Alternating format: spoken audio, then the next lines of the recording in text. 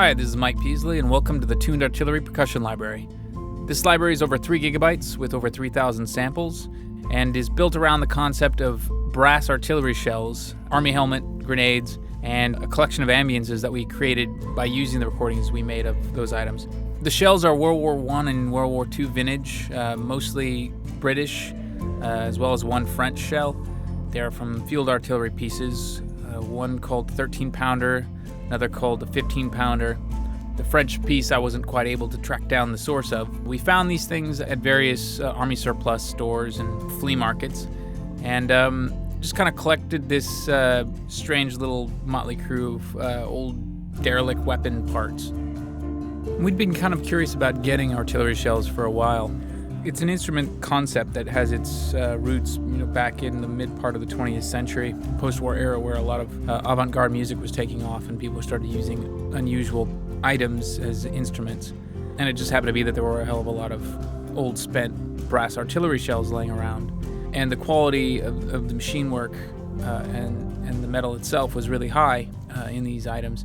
So they had a really unique kind of resonance to them and a good rich tone, very bell-like if you struck kind of the side of the shell, and very anvil-like if you struck the back where the firing pin assembly is. And then helmets likewise, just a big steel dome that would have a rim and a top, and both which have unique sounds. So it's kind of a classic sound that we wanted to explore and kind of take apart and take farther. So we got 4 of them, all in different pitches. And I think originally, actually, we wanted to kind of create a playable set, but we found that they were all unique in their own way. They were all different calibers, different sizing, and different compositions. Some of them going back as far as 1917, and some of them as recent as 1944. So we decided we would treat each one differently and recorded each one pretty deeply, both in our concert hall that we recorded the Apocalypse Percussion Ensemble in, and then also in a dry booth, so you'd get both sides. Because out in the hall, you get this big, open, washy sound, but not a lot of body for a tuned percussion instrument, relatively speaking. You'll hear what I mean when you hear the dry stuff, where it has this huge, warm presence, just this total presence and sustain. So we wanted to get those different sides of it, both that classic sound from modern classical music, and then that kind of richer tuned percussion sound that we were after, too. And then the same for the helmets. And while we were at it, just because we collect lots of weird stuff for sound effect production and otherwise, we had some decommissioned disarmed grenades, pineapple fragmentation grenade, and then a regular round grenade. And we recorded a bunch of sounds with those. And they're great for clicks and clinks and kind of rattles, glitchy kind of percussion that go well to offset the tonal tuned percussion in the library. The idea being that we get a really well-rounded sound set that you can do quite a lot with, write entire songs with just this one library, which is something we always like to try to do. We've got these deep sampled shells, grenades, and then the helmet. And we used mallets, soft, large, gong mallets, smaller cymbal mallets, soft and hard, metal brushes. We used fingers, drumsticks, of course, and then hammer, like a regular standard 12-ounce hammer.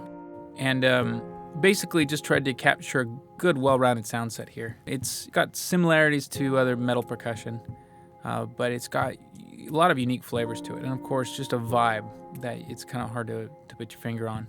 So we did quite a bit with these, and then obviously created a large set of ambiences just by manipulating the source sounds with a few different techniques. And Chris, Greg, and I each have our own favorite kind of methods that we go about to create our ambiences. So you've got these really pretty different subsets of ambiences, but we do each explore kind of a theme and a flavor. And then we programmed it using some new tricks that we learned when we developed Ape, as far as being able to build your own ensembles on the fly using the Mega Mixer and then the multi-mic mixer, where you could mix all 3 mic positions. And in this case, we added a 4th, so you could actually mix the dry in with the wet for the articulations we got in the hall. So you can get the best of both worlds. You can get that big, full, dry sound mixed into the wet, so you end up with a very full sounding and yet rich hall percussion sound. And then, we arranged it in both untuned ensemble sets and then tuned individual solo presets, and then a few different variants. And of course, there are light and high memory versions of the presets as well, so you can use whatever version your system resources will allow. Here's our Mega Mixer preset. This is probably the most flexible preset in the library because you can arrange any number of articulations or with key range, however you like, just the levels for each one, and a whole lot of different parameters. First, you can set the root to whatever you want for each articulation, as well as the low key and the high key. So you can determine where on the keyboard you've got each articulation mapped out. Have it untuned or tuned. Untuned is handy if you want to play fast notes, and tuned is handy if you want to create kind of more melodic.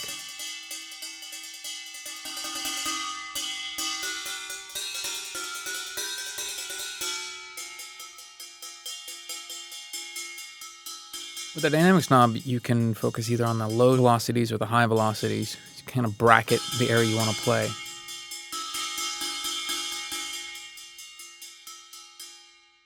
And of course, you've got independent pan for each articulation. To select a new instrument and articulation, you just click on the window, select from the drop-down, and then select the articulation from the articulation selector in the gray area here. The gray box that I'm working in now basically controls all the parameters for that given loaded articulation.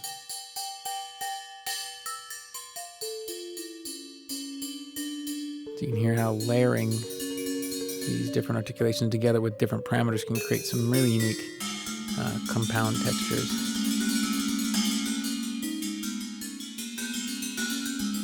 This example I've just basically layered on top of each other, but you can also create custom presets, sort of ensemble style, so that different ranges on the keyboard control different instruments. So there's a lot of different ways to use the Mega Mixer. It's a really flexible interface.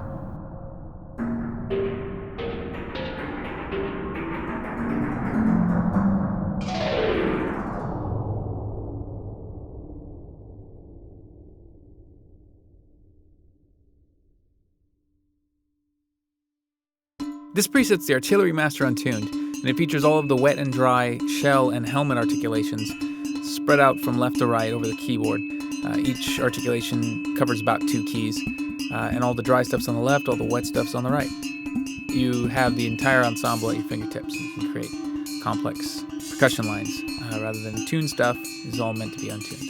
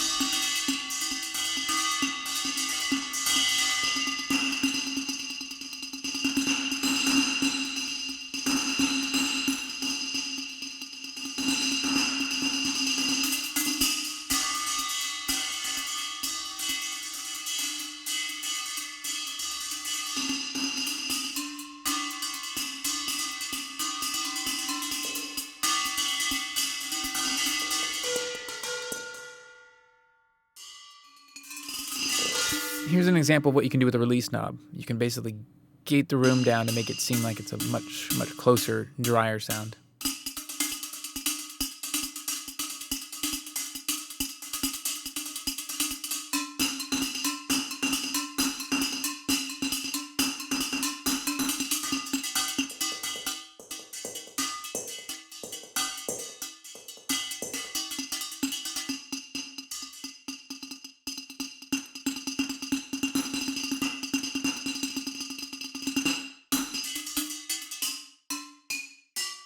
Play with the offset knob here. That allows you to skip ahead into the sound, and then adjusting the attack, you can basically create more pad-like sounds, more kind of soft in. And the stepping knob allows you to shift the tuning of the entire preset up or down up to 48 semitones.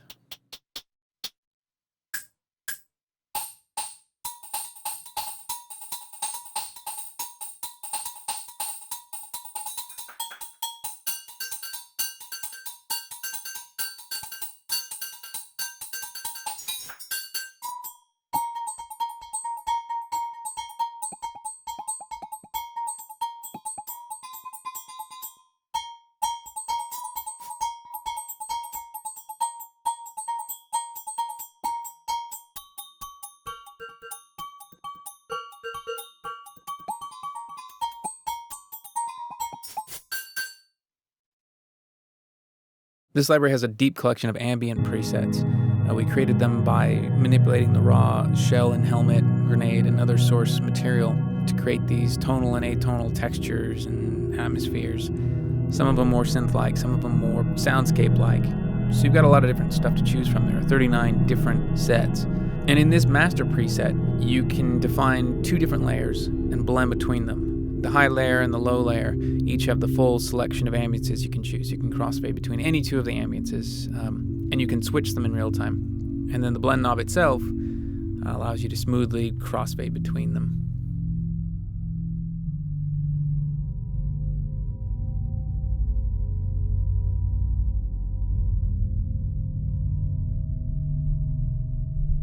However, as you play a new note after selecting a new layer, it will trigger that new layer, but any currently held down notes will continue playing the previous layer you had already selected.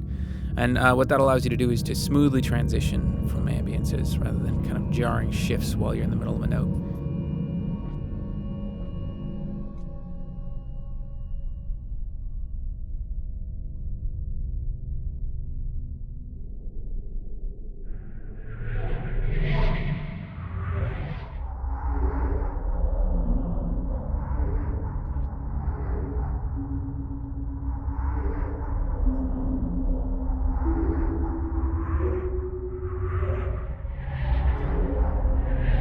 You'll also find LFO controls in a lot of the presets, and these allow you to set volume, pan, and pitch LFOs, including independent controls for the intensity and rate of each one.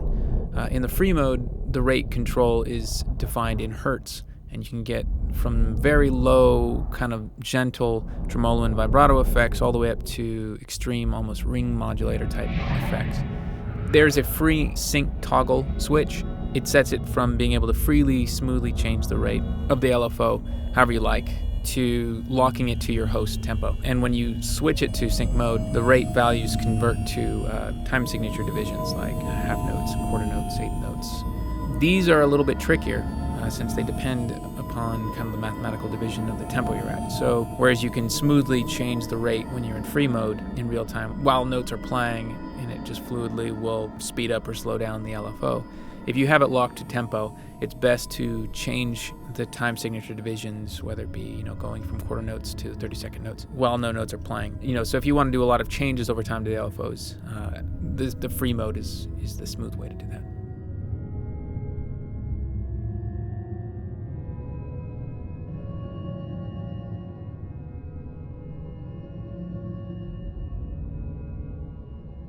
This is one of the multi-mic mixer presets. It allows you to independently mix all of the mic positions for this articulation, including close mic in the hole, mic B, which is kind of the mid-wide, and then C, which is the far mic. And then you also have access to the dry version, which was recorded in a booth, super close. You can control the volume for each mic position independently. You can also mute any given mic position. And if you're not using that position at all, you can purge it, which will reduce the memory load. And of course, if you save the preset, it'll remember its settings, so you can recall it later. So playing around with a lot of the different settings you have access to here, you can create really unexpected variations on the theme. Playing with the dry mix versus the whole sounds kind of creates a kind of a fuller or a thinner sound. Adjusting the attack, the offset, and the release can really change the overall shape. So you can come up with entirely different tuned percussion sounds with just a few knob turns.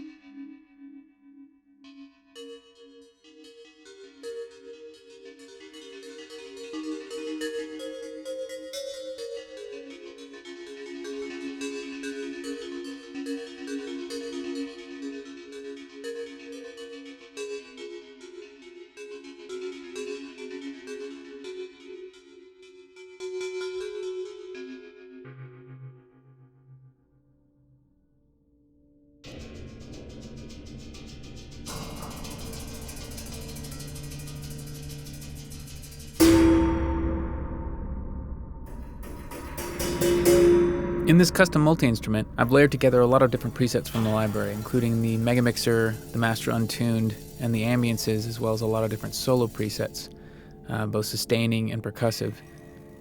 So you can hear how they build up to make some really unique textures.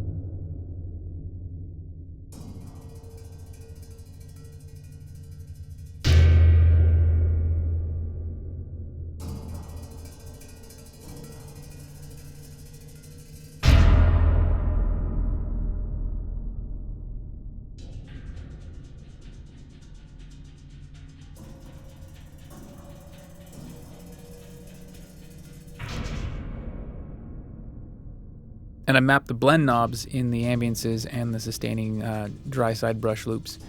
And I've attached the blend knob to the mod wheel so you can hear how it shifts. So you can get the sound to evolve.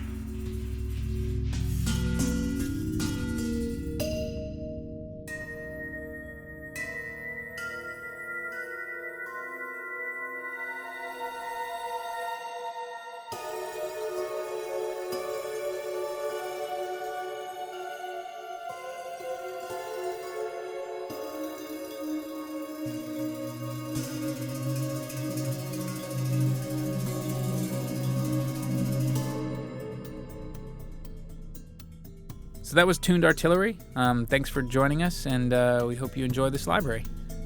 Take it easy.